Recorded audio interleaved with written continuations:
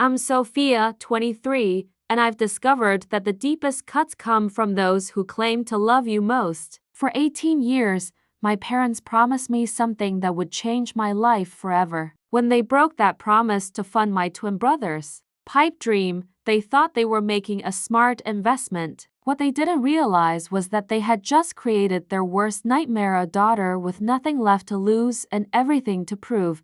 Growing up in suburban Phoenix, I was always the one with the plan. While other kids were figuring out what they wanted for lunch, I was mapping out my next 5 years. My bedroom walls were covered with academic achievement certificates, science fair ribbons, and a carefully maintained vision board showing my dream of becoming a biomedical engineer. My parents, David and Linda, seemed to appreciate my drive. Dad worked as a regional manager for a medical device company, often boasting to clients about his brilliant daughter who was destined for greatness. Mom balanced her job as a dental hygienist with helping me navigate the complex world of advanced placement courses and college preparation. "You're going to revolutionize medicine someday, Sophia," Dad would say during our Sunday family dinners. "That's why we started your education fund when you were just 6 years old." The education fund wasn't just money to me, it was a sacred promise, a tangible representation of their faith in my potential. Every month, I watched Mom deposit money into that special account, often sacrificing small luxuries to ensure my future was secure. "By the time you're ready for Stanford or MIT," she would explain, "you'll have everything you need to chase your dreams without the burden of crushing debt." That promise shaped every decision I made. While my classmates were enjoying typical teenage experiences, I was building the perfect college application. Student body president, captain of the academic decathlon team, volunteer coordinator at the Children's Hospital, all while maintaining a flawless 4.0 GPA. The education fund wasn't just financial security, it was proof that my sacrifices mattered, that my parents believed in me enough to invest in my future. Then there was my twin brother Marcus. Where I was methodical, he was impulsive. Where I planned every detail, he winged everything. Where I excelled academically, he barely scraped by with C's and D's. Yet somehow, Marcus had become the golden child in my parents' eyes. "Marcus has such natural charisma," Mom would gush after another parent-teacher conference about his mediocre grades. "Not everyone needs to be academic. He's got that special something that you can't teach." I watched as my parents celebrated Marcus's every small accomplishment while treating my major achievements as expected. When Marcus managed to pass his driver's test on the 3rd try, they threw him a party. When I earned a perfect score on the SAT, they said, "We knew you could do it," and moved on to discussing Marcus's latest interest. The pattern became clear early. Marcus was the beloved wild card who could do no wrong, while I was the reliable workhorse who needed no encouragement. When Marcus crashed his first car just 2 months after getting his license, my parents immediately bought him a better one. "Everyone makes mistakes," Dad reasoned. Meanwhile, I had saved every penny from part-time jobs to buy my own used Toyota Corolla. When Marcus failed 3 classes junior year and faced the possibility of not graduating, my parents hired expensive tutors and spent countless hours advocating for him with teachers and administrators. When I struggled with one particularly challenging physics concept, I was told to figure it out because smart kids don't need hand-holding. Still, I never doubted their love for me. I assumed they simply had different expectations based on our different strengths. They never missed my academic competitions or award ceremonies. Every certificate and trophy found its place on our living room mantel. And most importantly, they continued contributing to my education fund, the physical manifestation of their investment in my future. By senior year, I had my sights set on MIT's biomedical engineering program. Their research in neural interfaces was groundbreaking, and I had already established contact with Professor Chen, whose work on brain-computer interfaces aligned perfectly with my interests. I applied early admission, spent weeks perfecting my essays, and prepared extensively for my alumni interview. The day my acceptance letter arrived, I couldn't contain my excitement. I called my parents at work, nearly incoherent with joy. That evening, they took me out to celebrate at the nicest restaurant in town. Dad raised his champagne glass in a toast to Sophia, who's going to change the world one innovation at a time.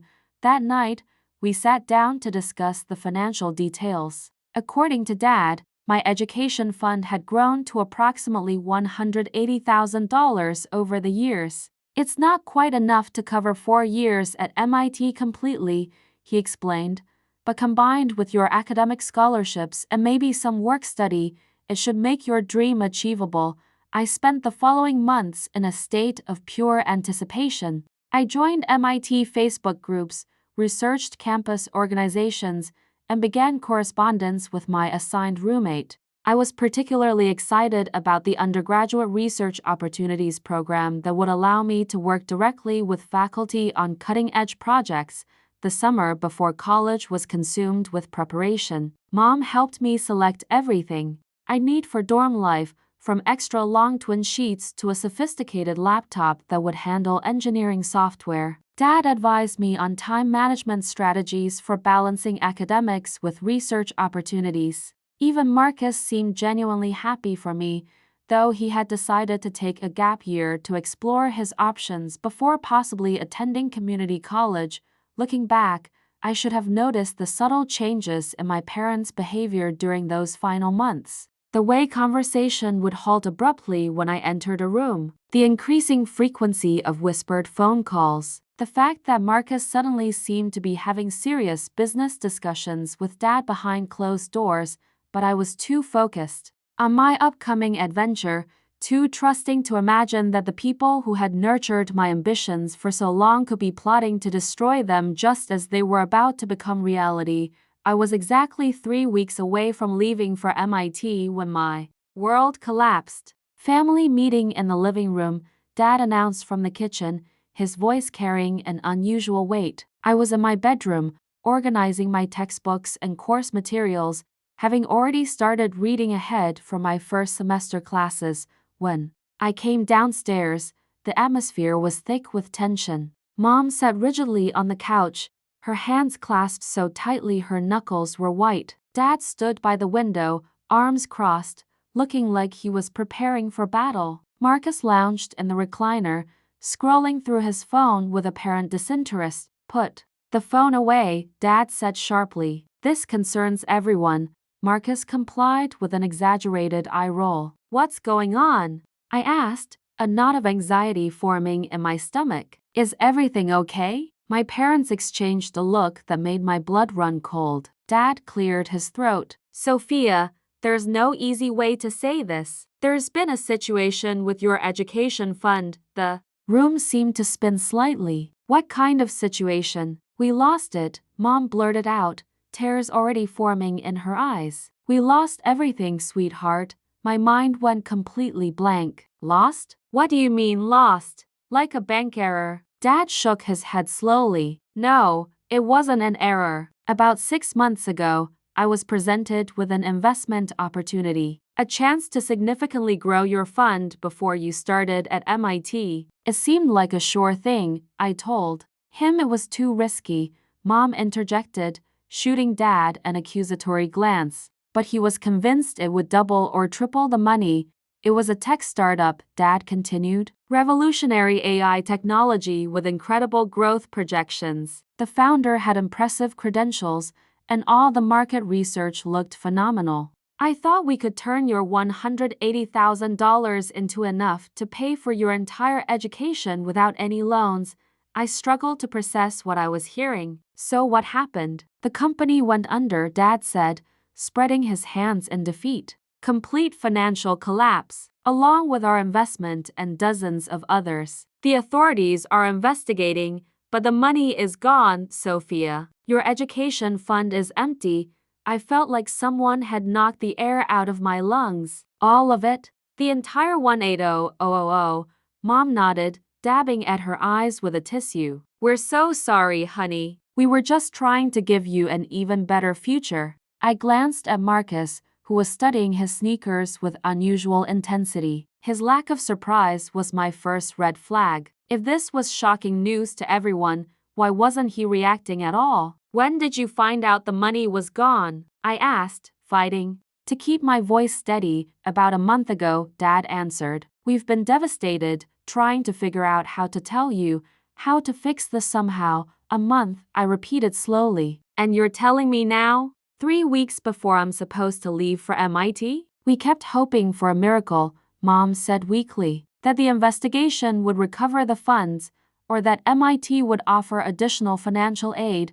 My mind shifted into problem-solving mode. Okay, so we'll need to look at larger loans. I can maximize my work-study hours, maybe find an off-campus job. Sophia, Dad interrupted. MIT isn't going to happen. Not now. I stared at him in disbelief. What are you talking about? Of course it's going to happen. I'll figure it out, even with maximum loans. We're talking about $75,000 per year, Mom said gently. That would leave you with crushing debt that could take decades to pay off. I have scholarships, I argued, and I can apply for more. There are private loans which would destroy your financial future before you even start your career, Dad cut in. Be realistic, Sophia. There are other options. Arizona State has an excellent engineering program. Or you could do 2 years at community college and transfer. Save money while living at home. I couldn't believe what I was hearing. After 18 years of promises, after all that work and sacrifice, they were suggesting I abandon my dream 3 weeks before it was supposed to begin. This can't be happening, I whispered, more to myself than to them. Marcus finally spoke up. It's just a school, Soph. Not the end of the world. I shot him a look that could have melted steel. Easy for you to say. You don't even want to go to college. That's not fair, Mom said. Your brother has different goals and aspirations. Apparently his aspirations don't require any actual effort. I snapped, noticing the brand new gaming setup in the corner that definitely hadn't been there last week. Dad's expression hardened. That's enough, Sophia. We're all upset here, but there's no need for that attitude. We're trying to be practical.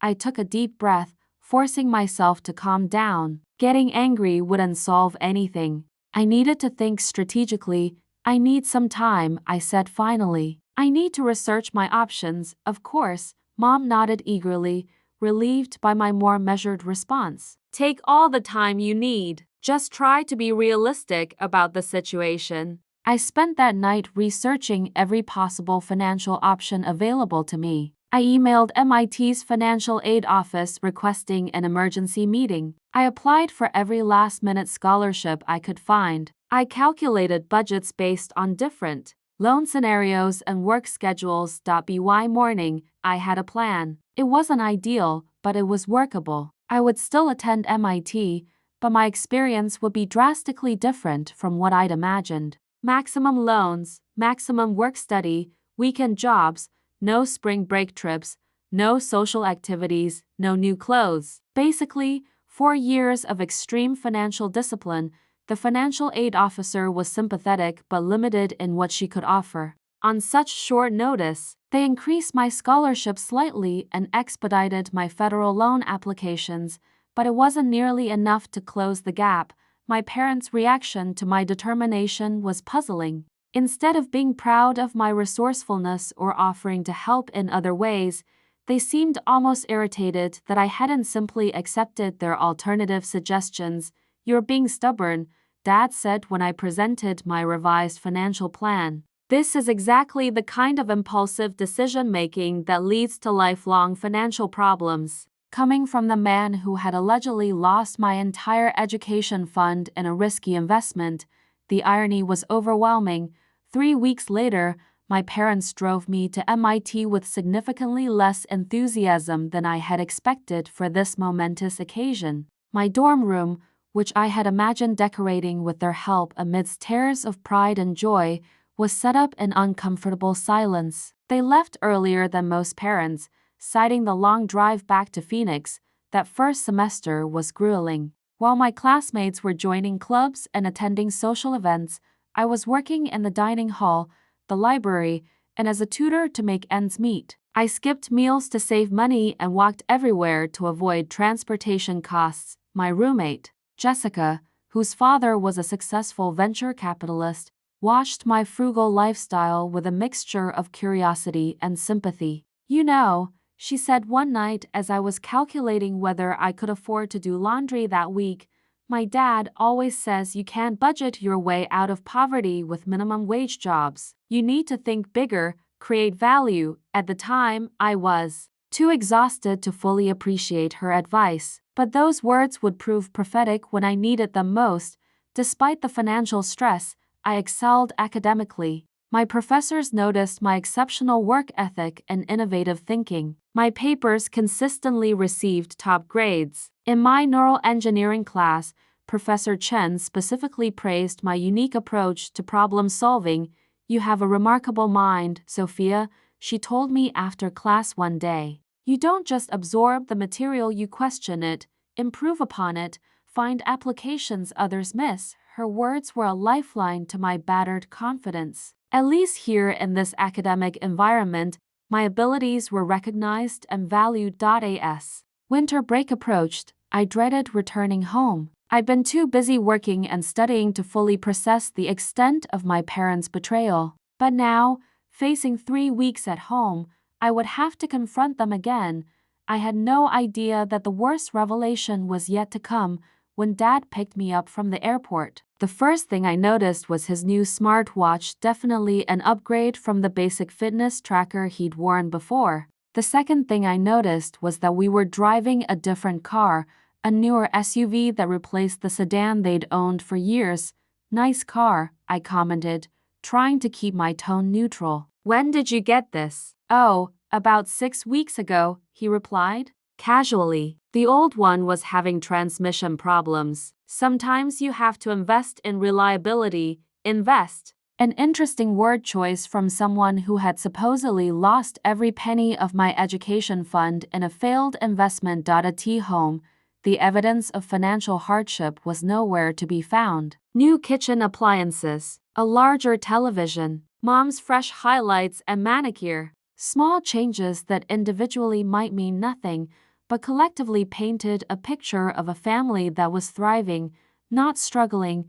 Then I saw Marcus's room. What had once been a basic bedroom was now a sophisticated home office. Multiple monitors, professional lighting, high-end recording equipment, and a whiteboard covered with what looked like business plans and marketing strategies. "Marcus has really found his passion," Mom explained when she caught me staring. "He's launching a social media marketing agency." "Very promising." "Really?" I replied. "That's quite an expensive setup for someone who was just exploring his options a few months ago." She laughed nervously. "Well, you know your brother. When he gets excited about something, he goes all in." "All in with what money?" I wondered silently, but I didn't ask. Not yet. I needed more information first. That night, I lay awake in my childhood bedroom, listening to the muffled sounds of conversation from downstairs. Around midnight, when I was certain everyone thought I was asleep,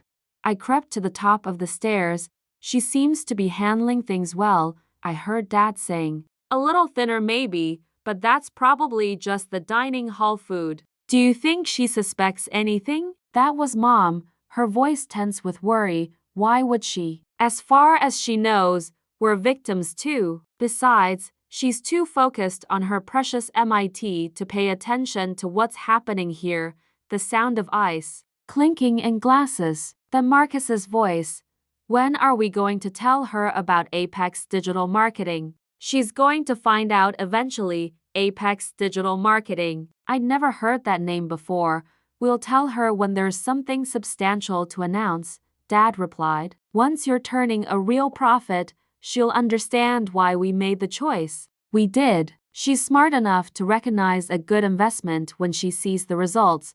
Mom made a sound of agreement. "Exactly. What's the point of an expensive education in today's economy anyway? Marcus is building something real, something that could make him millions, and then we can pay off Sophia's student loans 10 times over," Marcus added, sounding pleased with himself. "She'll thank us eventually." I gripped the stair railing so hard my knuckles turned white. They hadn't lost my education fund in a failed investment. They had deliberately used it to fund Marcus's business venture. They had lied to my face, watched me struggle with loans and multiple jobs, sent me off to a life of financial hardship, all while secretly believing they'd made the smart choice to invest in Marcus's potential over my education.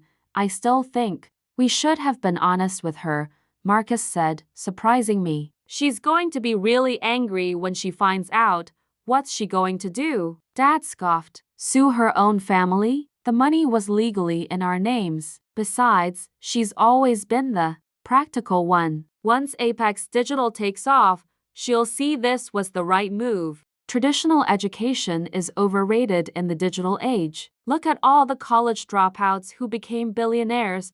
Robert's absolutely right, Mom chimed in. Marcus, you have real entrepreneurial talent. Sophia has book smarts, but that's a different kind of intelligence. We're investing where we'll see the biggest return. I'd heard enough. I crept back to my room, my heart pounding with rage and betrayal. Everything made sense now. The new possessions, the lack of guilt about my situation, the dismissive attitude toward my academic achievements. In that moment, I made a decision. I wouldn't confront them immediately. Knowledge was power, and I needed to gather more of both. The next morning, I casually asked Marcus about his new business setup. Looks like you've got quite the operation here. What exactly are you working on? He hesitated, glancing toward the kitchen where our parents were making breakfast. Just some digital marketing stuff. Nothing concrete yet. That's interesting, I said, feigning genuine curiosity. What kind of marketing? Marcus's face lit up. Like most people with an idea they think is revolutionary, he couldn't resist talking about it when given the opportunity. It's called Apex Digital Marketing, he said proudly. We're going to revolutionize how small businesses approach social media. Instead of generic strategies, we use AI-powered analytics to create hyper-personalized content that drives real engagement and conversions. Sounds innovative, I nodded. How far along are you? We've got the basic framework mapped out. I'm working with a team of developers to build the platform. Should be ready for our first clients in a couple of months. Team?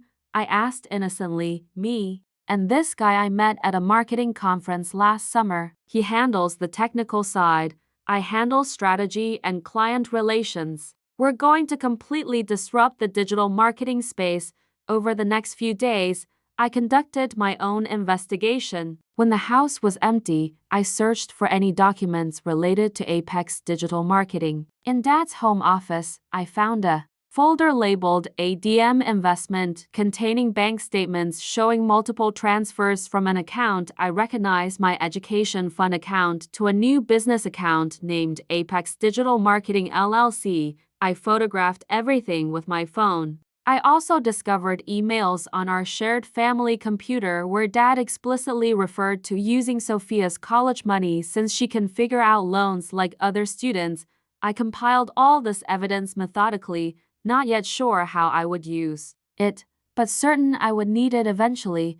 I also reached out to MIT's legal aid service to understand my options. What I learned wasn't encouraging. Since the account was in my parents' names, I had limited legal recourse unless I could prove the money had been explicitly promised for my education in some legally binding way. By the time I returned to MIT for the spring semester, I had a complete understanding of my parents' betrayal and a burning determination to somehow turn the situation to my advantage. What I didn't have yet was a plan. That would come later, thanks to an unexpected opportunity and a mentor who would change everything. Back at MIT, I threw myself into my studies with even greater intensity. If I couldn't control my financial situation, at least I could excel academically. I enrolled in the most challenging courses available, volunteered for extra lab hours, and rarely slept more than 4 hours a night. It wasn't a healthy coping mechanism, but it kept my mind off the betrayal and helped me channel my anger into something productive. In my advanced neural engineering class, Professor Chen noticed both my dedication and my exhaustion. Sophia, could you stay after class for a moment? She asked one day in February.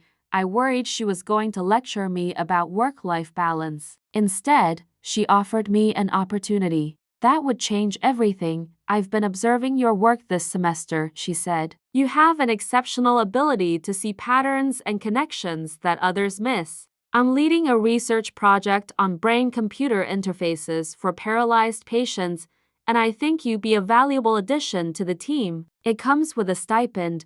The stipend wasn't huge, $300 per month, but it was more than I was making at the dining hall and offered much better hours. More importantly, it was a chance to work on cutting-edge research in my field of interest. I'd be honored, I told her. Thank you for considering me. Don't thank me, she replied with a slight smile. This isn't charity. I need brilliant minds on this project, and you've demonstrated exactly the kind of innovative thinking we need.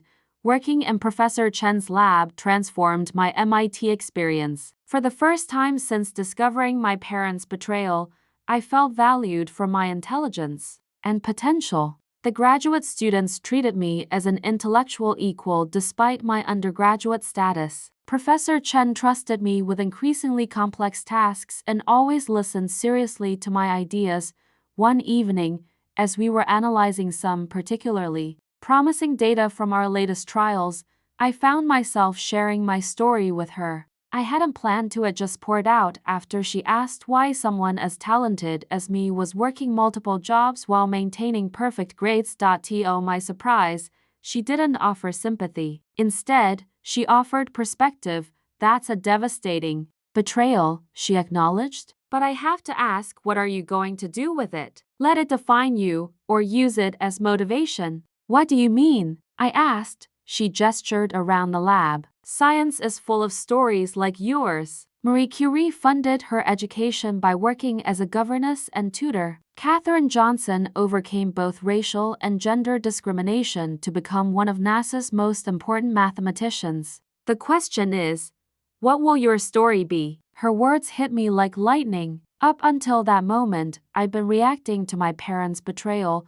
scrambling to survive their broken promises. I hadn't been proactive about creating my own future beyond just staying afloat. You're too focused on what was taken from you, Professor Chen continued. Start thinking about what you can build instead. That night, I couldn't sleep. My mind was racing with a completely new perspective. Marcus's marketing agency was likely to fail. I had done enough research to know that his approach wasn't particularly innovative, and his business knowledge was limited. But what if I could create something truly successful? Something that would not only secure my financial future but prove to my parents that they had invested in the wrong child. The next day, I approached Professor Chen with a question that had been forming in my mind.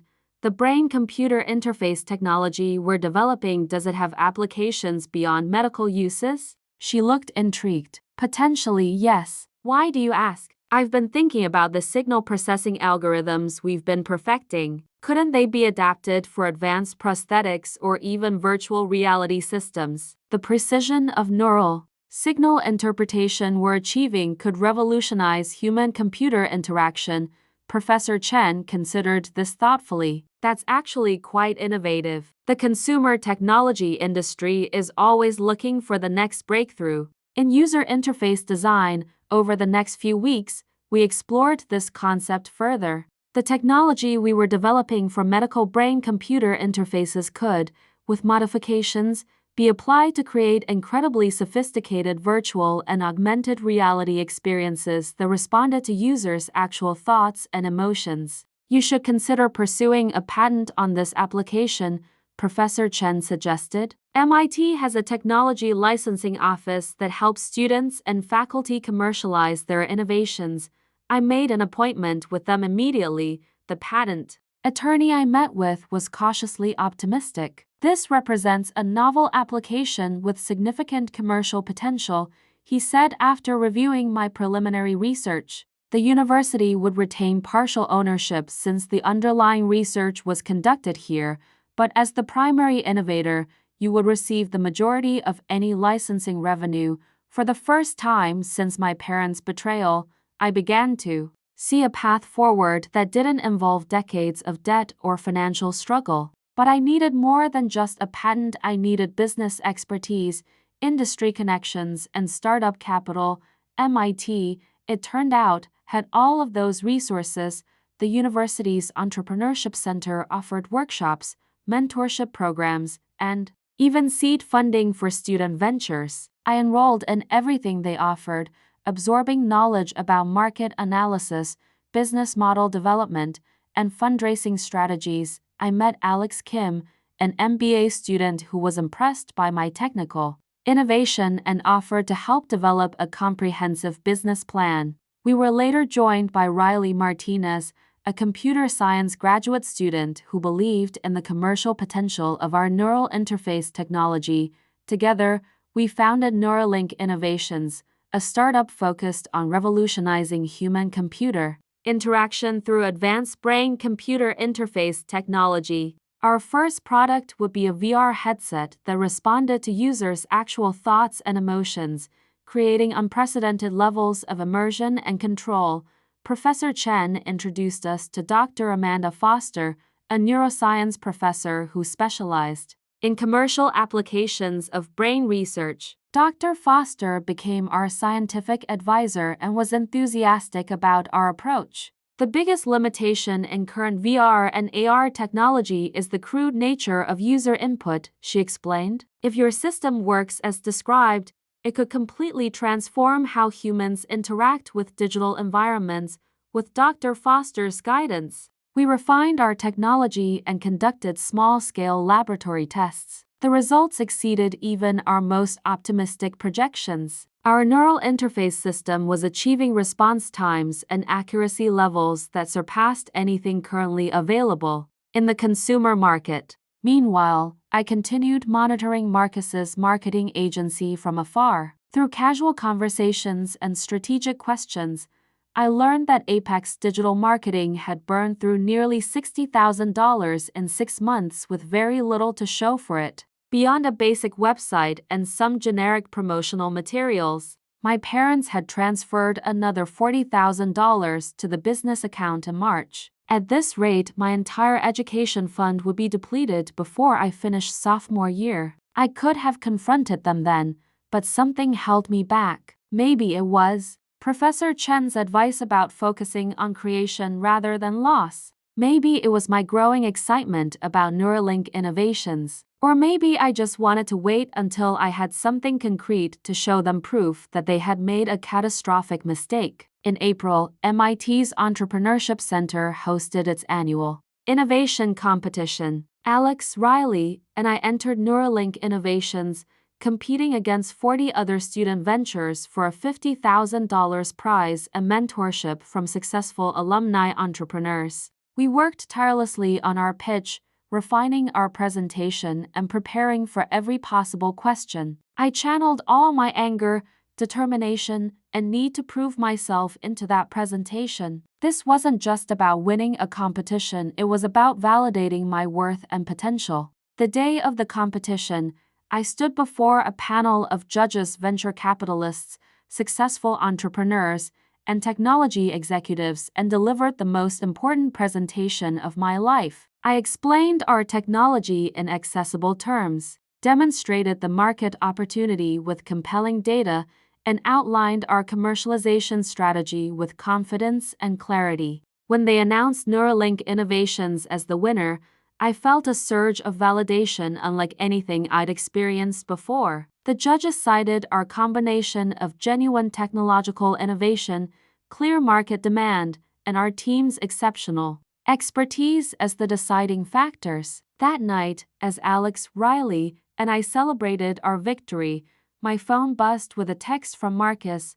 "Heard about your science competition win. Pretty cool. By the way, Dad just put another $25,000 into Apex Digital. We're finally ready to launch our first major campaign." I smiled to myself. If only he knew that one of the competition judges had already connected us with her venture capital firm for potential seed funding discussions. If only he knew that Dr. Foster had introduced us to two major technology companies interested in licensing our technology. If only my parents knew that the daughter they had dismissed and defrauded was building something with far more potential than they could imagine. But they would learn soon enough. I was no longer in a hurry to confront them. Now I wanted to wait until I had achieved something truly extraordinary, something that would make their betrayal seem all the more foolish in retrospect. As Professor Chen had suggested, I was using their betrayal as fuel, and that fuel was powering something incredible. Summer arrived with a crucial decision. I had been offered a prestigious internship at a leading tech company in Silicon Valley, a kind of opportunity most engineering students would sacrifice anything for. But I also had Neuralink Innovations, which needed my complete focus if it was going to succeed. Take the risk, Professor Chen advised when I sought her guidance. Internships are common, but opportunities to build something revolutionary are rare. I declined the internship and instead applied for summer housing at MIT, using part of our competition winnings to cover the costs. Alex Riley and I converted a small rented space near campus into our headquarters, complete with a basic laboratory for continued technology development. The venture capital firm that had expressed interest after the competition came through with $200,000 in seed funding in exchange for a 12% equity stake. It was a favorable deal that allowed us to maintain control while providing the resources to accelerate our progress. We used the investment strategically, filing comprehensive patent applications, upgrading our laboratory equipment, commissioning formal testing of our prototype, and hiring a part-time business development consultant who specialized in emerging technology startups. I avoided going home that summer, telling my parents I had research commitments that required me to stay at MIT. It wasn't exactly a lie. I was conducting research just for my own company rather than someone else's project. Marcus visited me once, ostensibly to see the campus but really to boast about Apex Digital Marketing's progress. We're about to launch our first major client campaign, he told me over coffee at a campus cafe. Dad's business connections have been incredible. He's introduced us to some serious players in the Phoenix business community. That's great, I said, genuinely curious about their progress. How many clients do you have signed up? He shifted uncomfortably. Well, we're still in the client acquisition phase, but we've got an amazing marketing strategy ready to deploy. Translation: 0 clients, no revenue, just expensive plans and dwindling capital. I felt a mix of sadness and vindication. Marcus wasn't malicious, just overconfident and unprepared. And my parents had enabled that overconfidence at my expense. What about you? He asked, clearly eager to change the subject. Still doing lab work for extra credit? I smiled. Something like that. I didn't tell him about Neuralink Innovations. I didn't mention the venture capital funding or the promising test results or the 2 technology companies that were now actively pursuing licensing discussions with us. Let him and through him, my parents continued to underestimate me. The revelation would be all the more powerful. By August, we had achieved a major breakthrough. Our prototype testing demonstrated that our neural interface technology could achieve response accuracy and speed that exceeded existing systems by over 300%. We had scientific proof that our innovation worked and was commercially viable. Alex leveraged this data to secure meetings with executives from leading technology companies. In one particularly promising meeting, the head of R&D for a major consumer electronics manufacturer leaned forward after our demonstration and said, "This is exactly the breakthrough we've been waiting for. When can we discuss partnership terms?" We were suddenly facing a critical decision: license our technology to established companies or develop and market our own consumer products. Each path offered different advantages and risks. Licensing means immediate revenue with minimal additional investment, Alex argued during one of our strategy sessions. We could be profitable within months. But developing our own products means controlling how the technology is implemented and marketed, Riley countered, and potentially much higher returns long term. I listened to both perspectives carefully. Then I thought about what had driven me to this point, not just the desire for financial success, but the need to create something meaningful that proved my worth. What if we pursue both strategies? I suggested. License the technology for specific applications to generate immediate revenue, but reserve the rights to develop our own flagship products in key markets.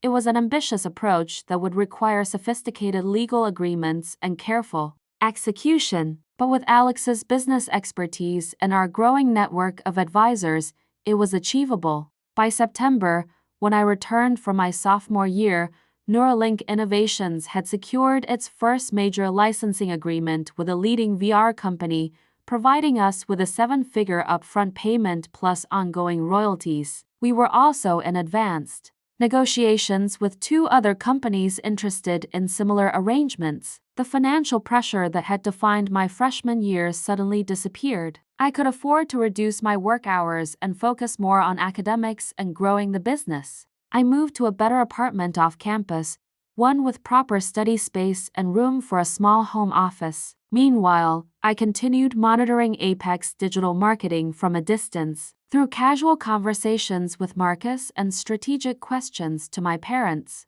I learned that their client acquisition had been unsuccessful, their marketing campaigns had failed to generate leads, and my parents had now invested nearly most of my education fund into the struggling venture. It's just taking longer than expected, Mom insisted during one of our phone calls. All businesses face challenges in their early stages, but your father and I still believe in Marcus's vision. I bit my tongue, resisting the urge to point out that they had never shown such patience with my academic or financial challenges. As fall progressed, Neuralink Innovations continued exceeding expectations. Our patent applications were proceeding smoothly, our licensing revenues were surpassing projections, and we had begun development of our flagship product, a consumer neural interface headset that would revolutionize gaming and virtual experiences. Professor Chen, who had become more of a mentor than just an advisor, remarked,